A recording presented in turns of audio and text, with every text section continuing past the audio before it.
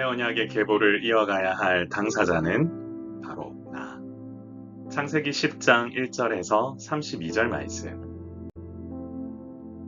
사랑하는 성도 여러분, 노아의 아들 셈과 함과 야벳은 홍수 심판 후 하나님께서 행하시는 새로운 시작의 씨앗이 되었습니다.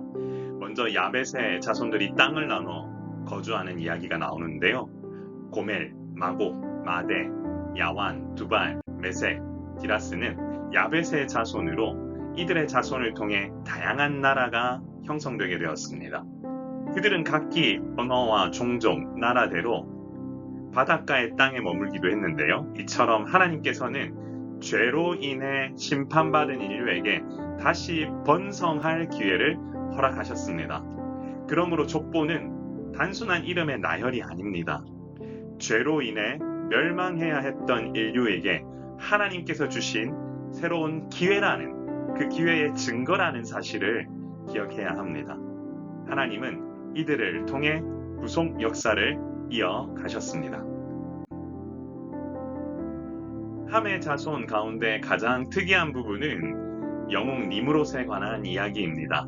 함의 아들 구스, 미스라임, 굿, 가나안은 다양한 지역으로 퍼져나갔는데 그 중에서도 구스의 아들 니므롯은 당대 영웅으로 바벨과 에렉, 악갓, 갈레 등의 왕국을 세웠습니다. 함의 자손들도 그들의 땅과 언어, 종족과 나라별로 흩어져 나아갔지요. 이것은 하나님께서 인류에게 땅에 충만하고 번성하라고 명령하신 결과이기도 하지만 인간의 교만으로 인해, 죄로 인해 흩어질 수밖에 없는 모습도 함께 담고 있습니다. 이처럼 족보는 연약한 인간의 모습을 확인할 수도 있는 역사의 흐름, 그 흐름을 보여주는가 동시에 하나님의 주권과 섭리를 발견할 수 있는 역사 그 자체입니다. 셈의 아들들은 엘람, 아술, 아르박삭, 룻, 아람이며 이들은 통해 중요한 계보가 이어집니다. 특히 벨렉의 시대에 땅이 나뉘었다라는 기록에서 이들 시대에 있었던 역사적 사건을 유추해 볼 수 있지요.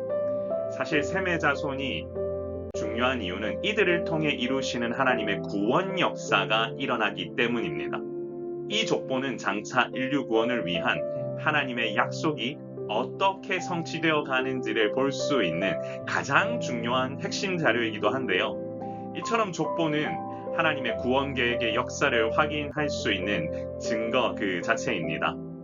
하나님께서는 셈의 가문을 통해 이와 같은 하나님의 계획을 준비하셨고 자신의 나라를 확장시켜 나가셨습니다. 그러므로 족보에 기록된 그 이름을 가진 이에게 어떻게 하나님 앞에서 다 사용됐는지 정확히 우리가 알 수는 없지만 분명한 사실은 하나님은 기록된 모든 사람을 통해 하나님의 주권 역사를 펼쳐 나가셨다라는 사실입니다. 하나님의 주권 역사에 불필요한 사람은 없습니다. 이들은 노아의 족속들이었지요. 하나님께 의인으로 칭함받고 은혜를 입었던 노아의 자손들은 홍수 이후에 삶을 이와 같이 살아갈 수 있게 되는 것입니다. 하나님께서는 이들의 이름으로부터 족보가 시작되도록 인도하셨습니다. 이것은 무지개로 보여주신 언약을 성취하시는 분이 하나님이심을 알게 합니다. 그러므로 이들은 하나님께서 허락해 주신 땅에서 나뉘어 살면서 생육하고 번성하며 땅에 충만하는 삶을 살아야 했습니다.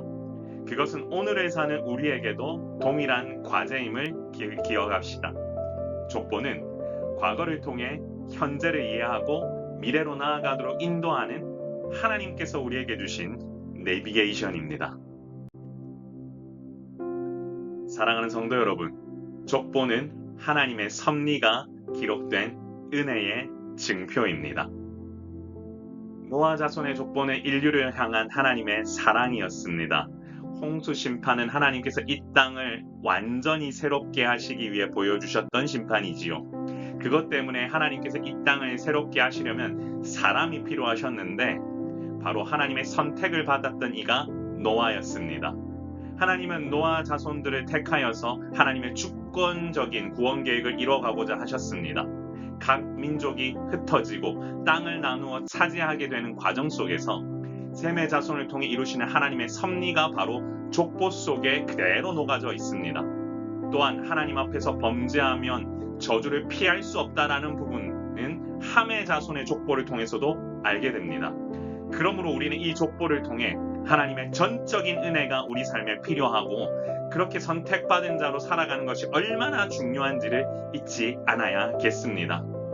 믿음의 세대 계승, 구원 역사의 점진적 과정 등을 족보를 통해 보는 것도 중요합니다만 가장 중요한 것은 이 역사를 이루어가야 될 당사자가 바로 저와 여러분이라는 사실입니다. 족보를 통해 알게 된 하나님의 섭리를 알았다면 이 은혜의 증표를 보면서 변화되어야 할 사람은 다름 아닌 나 자신이어야 함을 기억합시다. 사랑하는 성도 여러분, 우리 이렇게 한번 기도해 볼까요? 주여, 하나님의 섭리가 기록된 족보를 통해 내가 은혜 받은 자임을 깨달아 알게 하시고 나를 통해 일하실 하나님의 계획 앞에 늘 순종하며 나아가는 주님의 자녀가 되게 하옵소서. 저를 따라 한번 고백하신 후에 한번 기도합니다. 주여 은혜를 주옵소서. 주여 은혜를 주옵소서. 존귀하신 하나님 아버지, 주께서 부으시는 놀라운 은혜가 오늘날 우리에게도 동일하게 이어지길 소망합니다.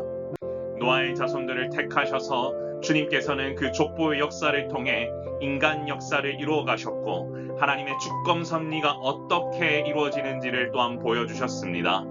동일하게 오늘을 살아가는 우리에게도 그 은혜 언약의 당사자가 바로 우리라는 사실을 깨닫게 하셨사오니 주여 우리 가운데 임하셔서 베풀 만한 은혜와 자비를 베풀어 주시고 하나님께서 부으시는 놀라운 은혜가 우리 가운데 넘쳐날 수 있도록 도우시고 함께하여 주옵소서. 오늘 이 시간도 주님께서 허락하여 주신 은혜에 너무나도 감사드리며 우리의 삶이 주님 은혜와 함께 살아가는 그 은혜를 나누고 섬기며 전하며 나아가는 그런 삶이 될 수 있도록 인도하여 주시길 소원하오며 우리의 생명이시고 소망 되신 예수 그리스도의 이름으로 간절히 기도드리옵나이다. 아멘. 오늘 하루도 평안하시고 주께서 부으시는 은혜가 여러분 삶 가운데 흘러넘치기를 소망합니다. 강건하십시오. 샬롬.